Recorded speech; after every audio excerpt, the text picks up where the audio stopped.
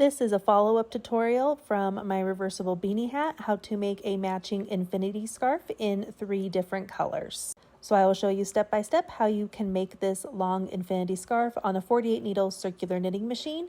I'm using the Premier Anti-Pilling Everyday Bobbin yarn, and this comes with 3 skeins of yarn on 1 bobbin.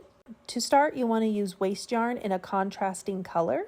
I go over and under each needle 1 time around and do between 5 and 7 rows of waste yarn. Next, we're going to zero out our counter and we are going to add in our first color of our project yarn. And I stopped my yarn on the right side of my white needle and then I'm adding my project yarn on the right side of my white needle as well. Usually I do the left side of my white needle, but for some reason on this I was doing the right side. So just be consistent where you're starting and stopping your yarn. That is the most important because you don't want to skip a needle and you don't want to use other needles to start and stop your yarn, because then you'll get a jogging effect and your lines just won't be as clean or even. So this scarf is a total of 140 rows. So for the first color, I'm going to do a total of 80 rows.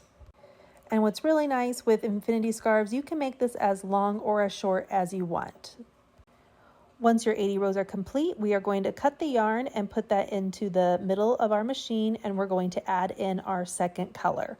So again, the most important thing is to stay consistent where you start and stop your yarn, and you don't want to skip any needles so you don't end up having a hole. So since I stopped it on the right side of my white needle, I'm going to continue to start it on the right side of my white needle, and now I'm going to crank an additional 80 rows in my second color.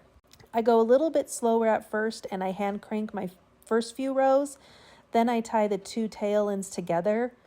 After I have about 5 or 6 rows hand cranked, then I start back up with my drill attachment. Note for the drill attachment, 1, you don't have to use it, and 2, you don't want to do it at a really high speed because going too fast, you can melt the plastic of your machine. I have done that once. So you want a low power drill, or make sure you turn down the power of your drill so you're just not spinning it too fast so you don't melt anything. Also, once you start getting a longer scarf, you're going to want to roll it up in the middle so it doesn't twist and pull your project. That's another helpful tip. After we get our second 80 rows, we're going to add in our third color just like we did the other 2. And we do 80 rows of our last color, which is the solid gray. If you have any issues with tucking or drop stitches can happen. You could be rotating too quickly, especially if you're using the drill attachment and you have really silky yarn. Tuck stitches usually I find happen when you need more tension for the yarn you're using. So that's why I like to use my left hand to add more tension to my yarn, especially when I'm getting to the end of a yarn skein. There's less tension. Once my last 80 rows are done, I have a total of 240. I add on again my waste yarn for the cast off. And this you can do between 5 and 10 rows, and you don't need to cast off with a needle. Just remove your yarn from the yarn holder and crank twice around, and then it will fall off your machine. Now, wherever I have 2 different colors of yarns, I join the tail ends together with a knot. I turn it knit side out, and now we're going to join these 2 tubes together to make an infinity scarf. So I like the tail ends of the yarn to be facing me and pointing down, and you want to make sure your scarf is not twisted.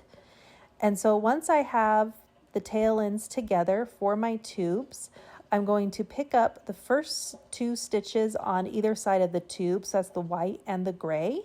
And you can see here why a contrasting yarn is really important, because you can pick up the stitch of your project yarn and slip stitch it back and forth all the way into the round. And so the red was my waste yarn, and then once you get to the first row of either that gray or that white yarn, that's your first row of live stitches, and that's what we're going to pick up and slip stitch them back and forth together to lock those stitches in. If I were to remove the waste yarn without doing this, since they are live stitches, they would just drop and unravel. So we have to lock them in some way.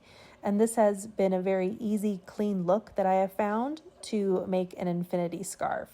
and I'm just zooming in here so you can see the slip stitch. We're just going back and forth between the white and the gray, and it makes kind of this X shape. Before you remove your waste yarn, just go through and make sure you don't have any holes. If you find that you have a hole, that means you skipped a stitch. So you just want to undo them and make sure all the stitches are picked up before you remove your waste yarn. And you can use pretty much any size crochet hook to do this. I usually just like to look at the yarn that I'm using. On the yarn, whatever size crochet hook they recommend, that's the size that I use to do this part.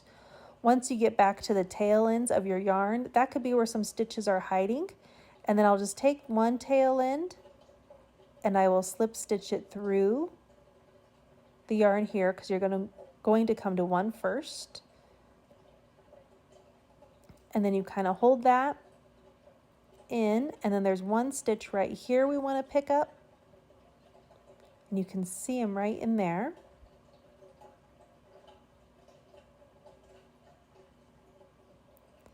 And so we're going to pick up this stitch and slip stitch it. So you just got to hold on to that tail end of the yarn. And we want to go back and forth.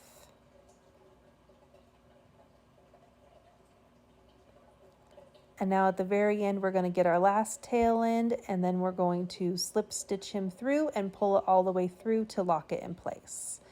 And now all the stitches have been locked and will not come out.